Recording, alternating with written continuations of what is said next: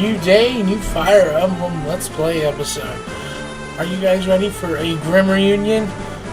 You're not? Wait, what? What the fuck are you doing here then? We're doing this fucking chapter, okay? You guys are testing my limits today.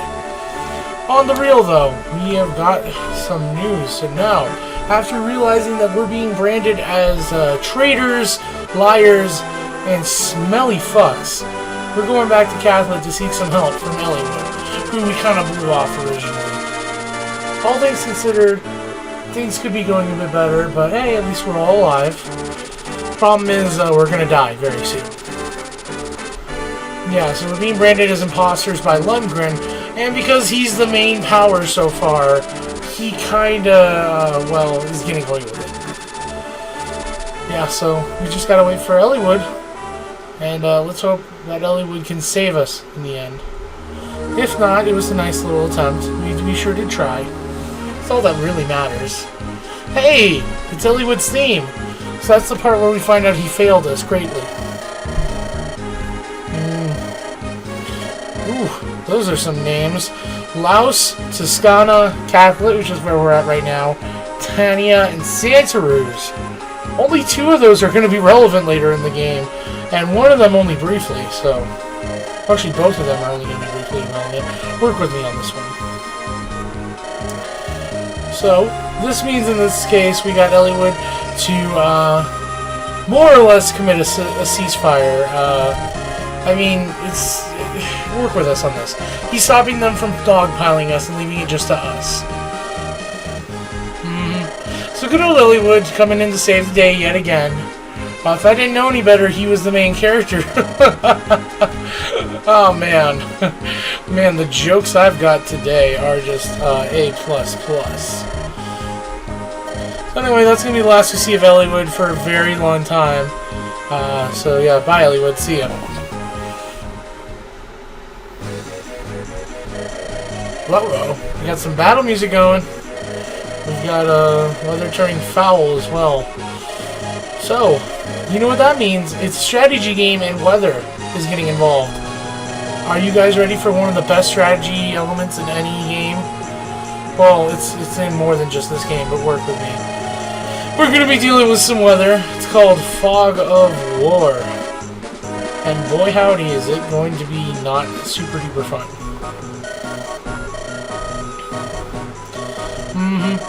Yeah, so we're going to be given 2 paths here. One to the north, one to the south. I already know exactly what I'm going to be doing for this. So, before I forget, let me get Dorcas the, where'd the hammer go? Hammer, here we go. Alright, and then Urka's a Lance Reaver. I really don't know who to even give it to at this point because Lynn doesn't need it, you don't need it, and no one else I'm using can use swords. So, fuck it.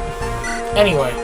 We're not going to be using Will, we're going to be using Nils, not going to be using Sane, I'm going to use you.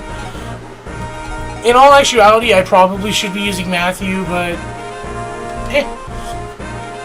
Specifically, the reason why I should be using him here is because, even though the game hasn't mentioned it yet with Fog of War, thieves are going to have the best field of vision, which means, even if you're not using a thief, if we feel them, that's going to make more of the map visible. But that's some shit for people who aren't the best at video games ever, like me. So we're just gonna skip that easy mode bullshit. Let's move on. So from here I'm gonna have Kent and Lynn storm downtown. I'm also gonna have Sarah go that direction because she can heal fairly consistently per turn that way. And then... do I want... yeah, I think I'll have Florina go north. Oh yeah, I have Dorcas. I totally forgot about that. I almost want to send Dorcas south now, but... Nah. Actually, yeah, I will, because Lance users come down there. Alrighty. So maybe I don't know what I'm doing, but whatever. Alrighty. Let's just do this. Save, because I feel like it. Alrighty. And cue the Fog of War. Oh, okay, first we gotta meet this guy. So, here is going to be one of my favorite characters that we're not ever going to see ever again. His name's Wallace. So, come on. I heard you were plowing fields. He's gonna plow the shit out of your face, dude.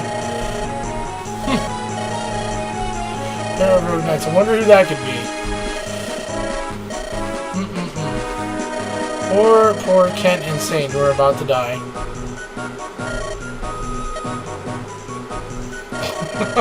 I like how blunt he is. Like, if she fits the bill, you can keep her. If not, I'm grabbing her.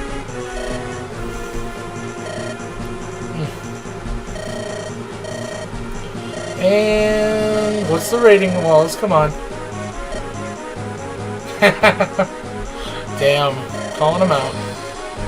And here Wallace is going to look deeply into Lynn's eyes, and what is he going to see? He's going to see the truth. That was corny. But, yeah, so... So, for no good reason, really, he doesn't even mention the resemblance to Madeline. He just mentions the fact that Lynn has bright eyes. Which, while Bright Eyes is a good musician, I don't know if that really qualifies as a good meter for determining if someone's telling the truth. But fuck it, Wallace is crazy and I like him. Yet again, we're not going to be seeing him for almost the entire game. In fact, this is going to be probably the most we do see of him, if we're being honest. So, there's Wallace and his good nature. Unfortunately, we've got a scripted segment with him up next, and it's going to kind of suck because, yep, plan on living out my days in peace. Also, Fog of War hasn't kicked in yet. I swear it does exist. Please believe me. Anyway. So, of course, because Wallace is retired, he's only a knight right now.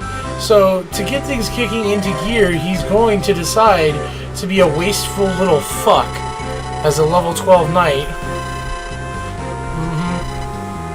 He's going to try and promote, which really sucks because I don't want to promote him. The single action, blah, blah, blah, blah, blah. Yes, so Wallace is coming with a Knight Crest, which otherwise would be extremely valuable to me and very much part of my relevant interests. But because Wallace is a selfish little whore, he's going to make us use it. I love that laugh. Like, it's such a not laugh. Anyway. Eyes like an eagle, my friend. Yeah, whatever. Yeah, so the game forces us to use his crest, which sucks because the Knight Crest would promote Kent and Sane as well.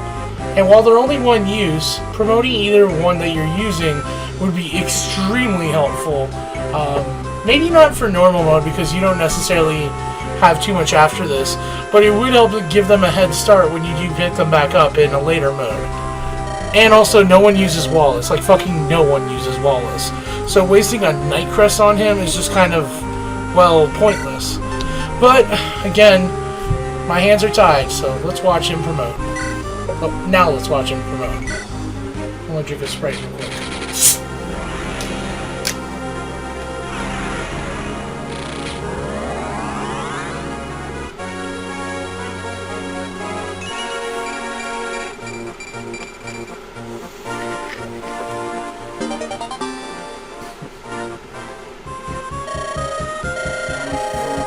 Yep.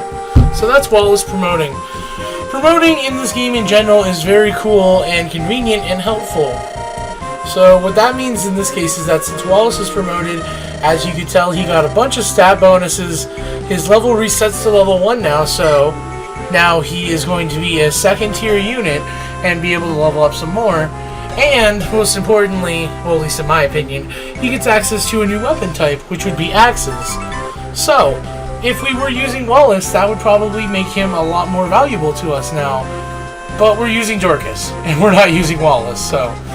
Wallace is definitely going to be a good crutch unit for the last 2 chapters of Lin Mode if for whatever reason you're struggling, which you really shouldn't be, to be honest, but, I mean, you know, he's good for being there if you do need a backup unit, and with all his defense, most units are not going to be doing any damage to him.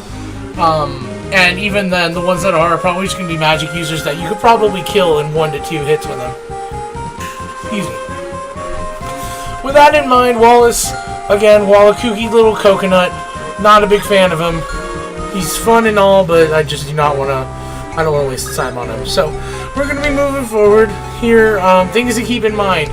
These two fortresses here will spawn enemies. You may not believe me now, but trust me when I say it. So we're going to have Urk deal with the mountain people, because fuck it. And then we'll have Florina over here just in advance.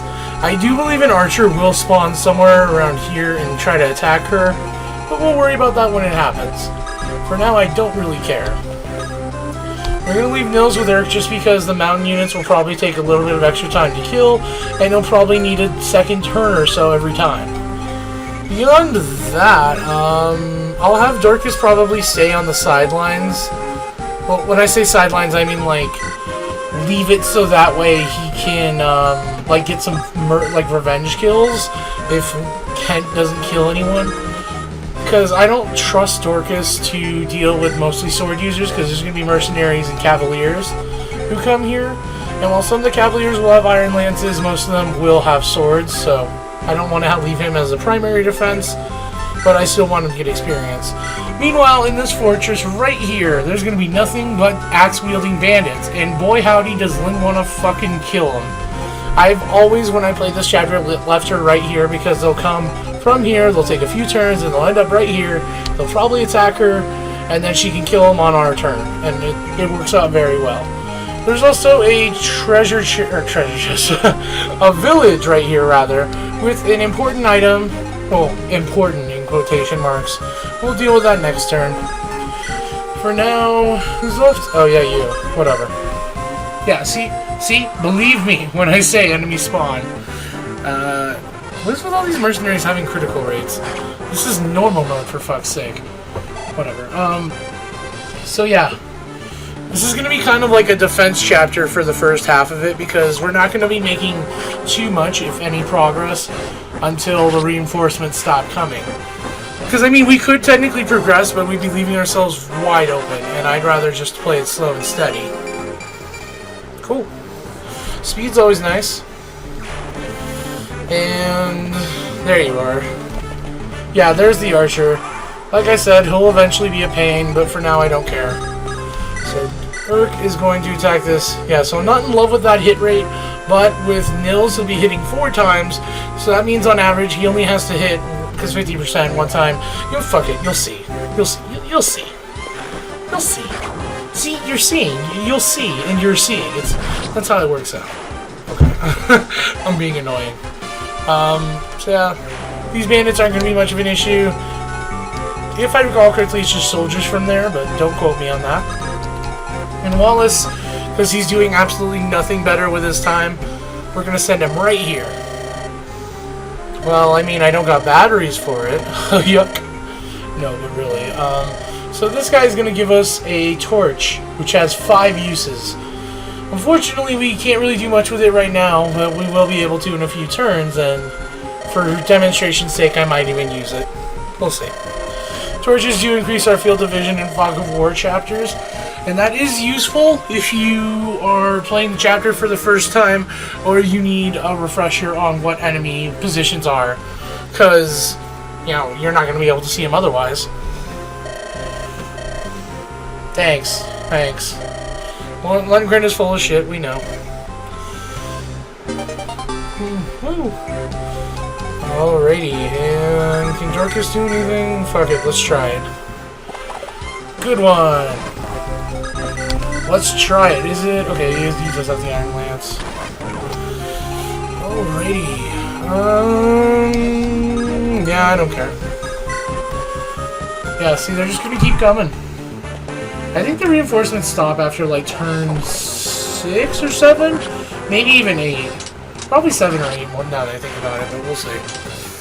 All things considered, this chapter is probably going to be, relatively speaking, a difficulty spike if you're playing the game for the first time, because it does throw quite a bit at you and doesn't really give you any, doesn't, like, really give you a clear-cut idea of what to expect, especially with the reinforcements. So, if you're playing this game for the first time, it's probably going to be kind of an ass-kicker. But, like I said, I am the Lord of Gaming, and there's Fog of War, finally. We even get the Fog of War music, which they use in non-Fog of War chapters, though. Oh man, I've always considered this Fog of War music. So, keep your eyes open. Yeah, as you can see now, we can see all the units that were over here. Not anymore. Kinda sucks, but we'll deal with it. And like I said, for demonstration purposes, let's use the torch. Woo! And now you can see a little bit more of nothing. That was kind of a waste.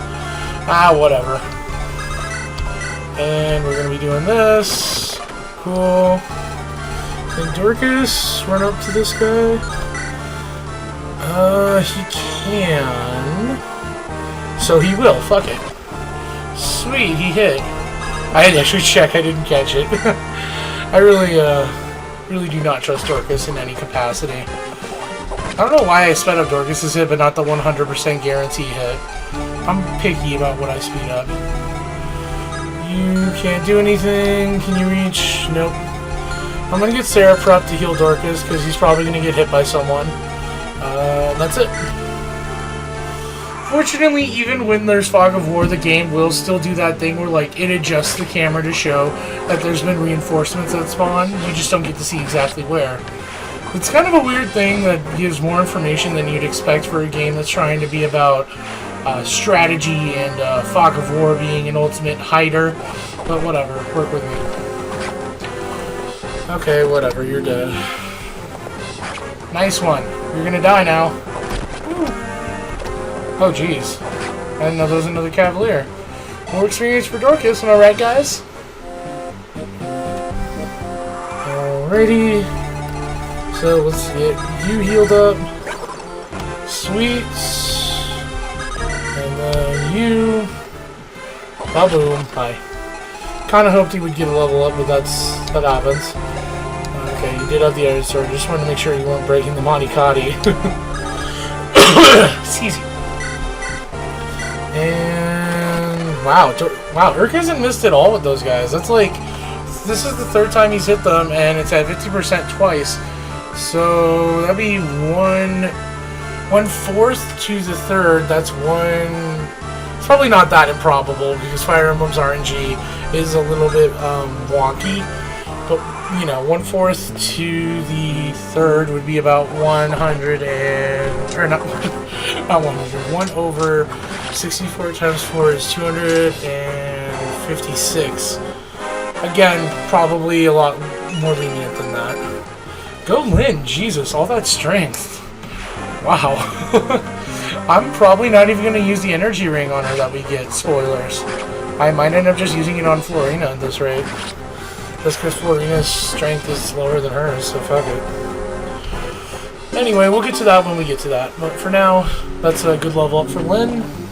And okay. Here's where I might need to start being a little bit more careful with Florina, because she has taken damage. I think what I'll do in this case, I'll just have Urk deal with the archers. Okay. And do this. Let's do this. And then I guess I'll have Florina go to Sarah, just because I don't want to risk her dying.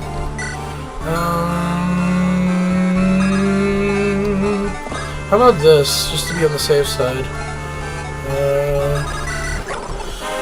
Yep. I tend to be the type of person who, like, with healers, I'll heal, like, paper cuts just for the free experience, because that's just who I am. It's kind of a waste if you're low on healing staves, but otherwise, if you're not, you might as well, because it's free experience, basically. Alrighty. Oh no. Yeah, that's nice. Please, God Almighty, please get speed. Please. Oh, thank you. Oh, thank you so much. I'm sorry, I just don't want him to be getting doubled in the future at 6 speed. If he stays at that for too long, he'll be getting doubled. Anyway, I don't expect Dorcas to be a speedster by any amount, but I'm glad he got speed. And then from there, we should be done with reinforcements, if I'm not mistaken. What turn is it? Turn 6. Maybe we have another turn of it. We'll see. I feel like playing risky with this Myrmidon, so I will. Blah, blah, blah, blah, blah, blah, blah, blah, blah. Sweet. Let's have Florina be right here. And then, let's see. Love that bass line that you heard for all of 2 seconds. Yeah, there's a mirror. Oh no! Oh no, whoops. Excuse me. That's what happens when you accidentally hit a button, kids. Anyway. So yeah, the reinforcements are basically done, if I'm not mistaken. Unfortunately, the hardest part of this chapter is not over, because we still have a boss to kill. And without spoiling anything, this boss is no joke. He's actually probably the first actually challenging boss that you'll run into in a normal playthrough. So, we'll have to be kind of careful about that. Swift Arena. Okay, yeah, the enemies are done reinforcing them. Blah, blah, blah. You know, now that I think about it, I haven't actually decided who I want to kill the boss with. I guess I'll just figure it out based on who can, because the boss is kind of a tough cookie. One thing to keep in mind, though, with this chapter introducing a new promoted unit, it also makes sense that the boss in this case would be a promoted unit. We'll find out what unit is promoted to. We'll find out what type of unit is the boss. I can't talk. I'm sorry. I have to give up on this Let's Play now while I'm ahead, while I can barely sputter out words. Yeah, fuck it. You'll find out in a turn what I was trying to say. Also, I think there's an archer there, but I don't care. Okay. So, let's do this. Now, boss is going to be right here, which we need to seize.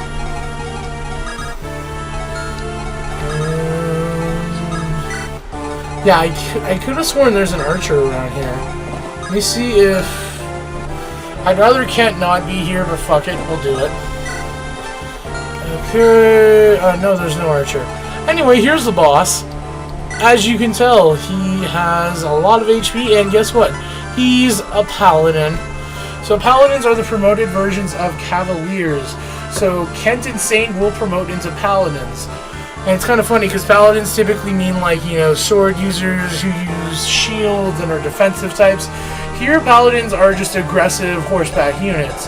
One thing to keep in mind with Eagler is that he has both a javelin and a hand axe, which means that you're not going to find an easy way to just cheap kill him like I have been with a lot of bosses, especially knights. Here, he's going to be able to attack back at range, so if we use someone like Urk, he's probably going to be doing a lot of damage back. And, that said, he's just kind of no joke. He's a decent amount of defense too, so if we're attacking him physically, it's not going to be fun.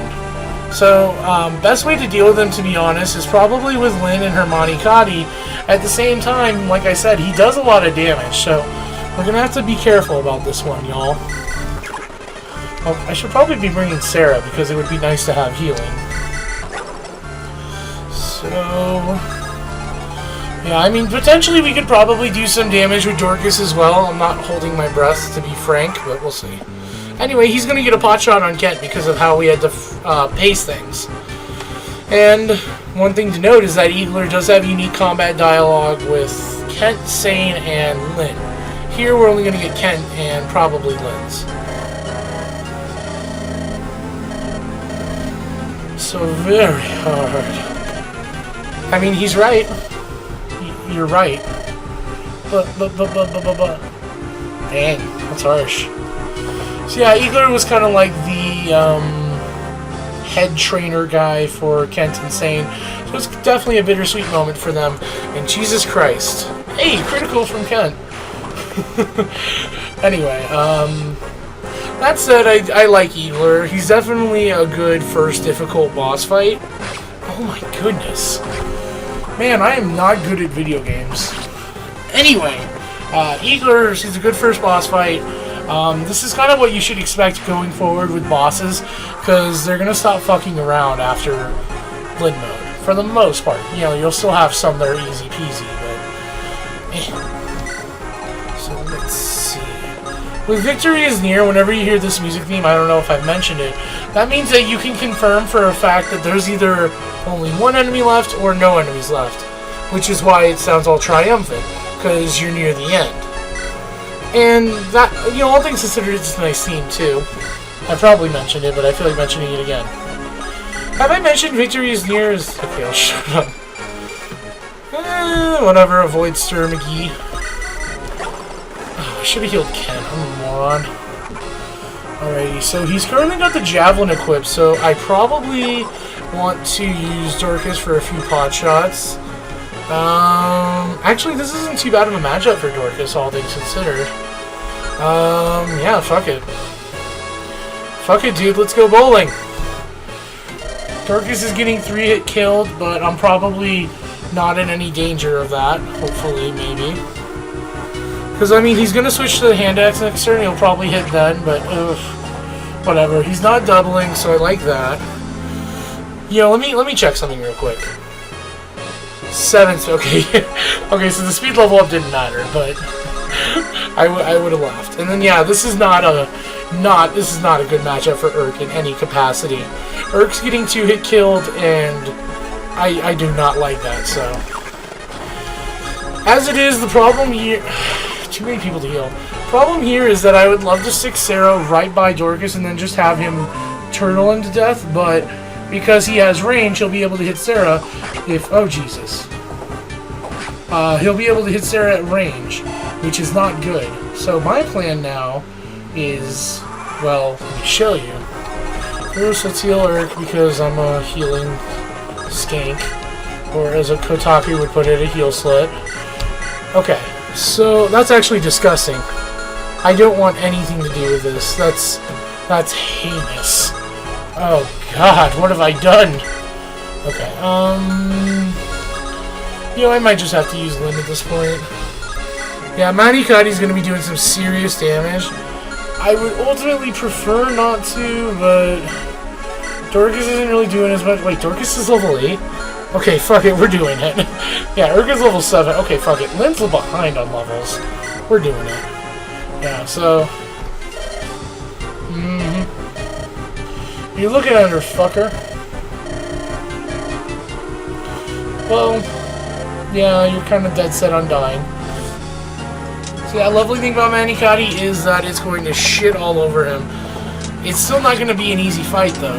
If he had the Javelin equipped, the Javelin equipped, this would have been a lot less favorable for her. Not to mention, he is 2-hit killing her regardless of how good your Lyn ends up. Like, there's almost no question about it, so... if you missed that speech there because I was giving such an important diatribe, he gives us advice on his dying breath. Hey, resistance! That's a stat. That's a stat that exists. Anyway, that marks the end of this chapter. I'm probably going to do just a little bit more healing. Oh, god damn it, wrong person. Okay, I could probably cut this out, but I'm not going to. Because I want you to see it. I want you to look at me in the eye as I heal slut. I shouldn't use words anymore. I think I've proven I'm irresponsible with them. Anyway, marks the end of the chapter, thankfully.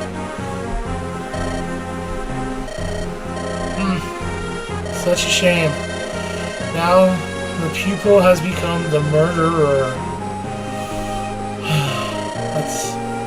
That's a doggone shame.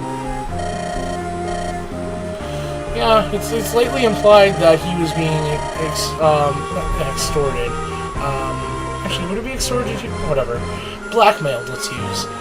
Blackmailed into his dirty work here, but part of me likes to think as well that Igor was just stubborn and had a character flaw. Makes it a little bit more compelling that way, but either way. Yeah, so we keep learning about all the evils of Lundgren. Sooner or later, we're gonna run into him. Maybe next turn, or chapter, we'll run into him. And... come on, thank you. So we're getting right there. Castle Caelin's right around the corner.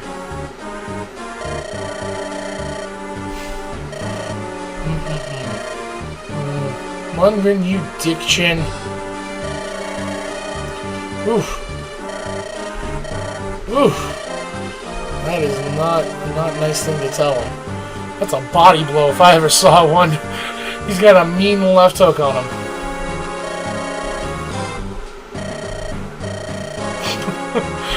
Jesus. And to think that you're related to this guy.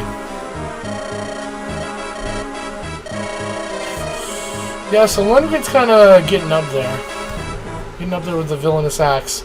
So, with that in mind, after seeing all this evil that he's done, we've only got one thing left to do, and that's assassinate the shit out of Lundgren by stabbing him to death. And wouldn't you know, we're getting right there. So, next chapter, we're going to be at the end of Lin mode. It's going to be an extravaganza. Probably going to have to split that part up. In fact, I probably should have split this part up, but I'm stubborn. And you're a good viewer for watching all of this. So with that in mind, I will see you guys next time for the end of Lin mode, where we stab him to death.